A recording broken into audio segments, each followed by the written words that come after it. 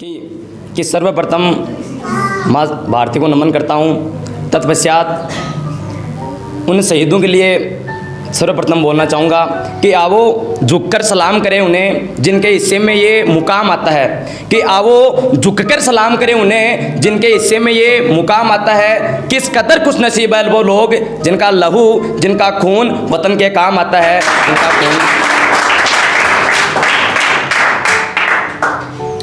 अब उनके लिए जिनकी बदौलत आज अपन ये शो कर रहे हैं, जिनकी बदौलत अपन इस देश में बैठे हैं, जो सीमा पर जो सैनिक अपनी रक्षार्थ अपनी जान हथेली पे लिए खड़े हैं, उनके लिए कि बिखरने और निखरने का चलन मांग लिया, हालात ने शीशे का बदन मांग लिया। कि निखरने और बिखरने का चलन मांग लिया, हालात ने शीशे का बदन मांग लिया। हम भी खड़े थे तकदीर के दरवाजे पर, हम भी खड़े थे तकदीर के दरवाजे पर।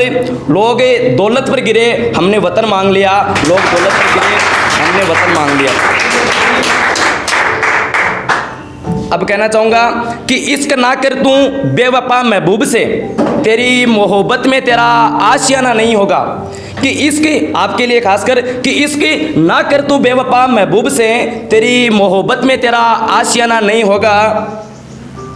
हिफाजत करे तू इस वतन की, हिफाजत करो यारो तुम इस वतन की, तुम्हारा जनाजा भी सरे आम जन्नत सा होगा, तुम्हारा जनाजा भी सरे आम जन्नत सा होगा। अब अपन जो यहाँ बैठे हैं सब राइटर हैं, कुछ ना कुछ लिखने का प्रयास करते हैं। तो अगर अपन कुछ लिख रहे हैं तो मेरे हिसाब से अपनी लाइफ में कलम, उसकी इज्जत अपने माँ बाप से बड़ी होनी चाहिए। कलम अपने लिए बहुत महत्वपूर्ण है। तो कलम पे मैंने कुछ लिखा है कि कलम तक रुक गई मेरी लिखने से, गौर फरमाइएगा कि कलम तक रुक गई मेरी लिखने से जब बारी खुद की आई है।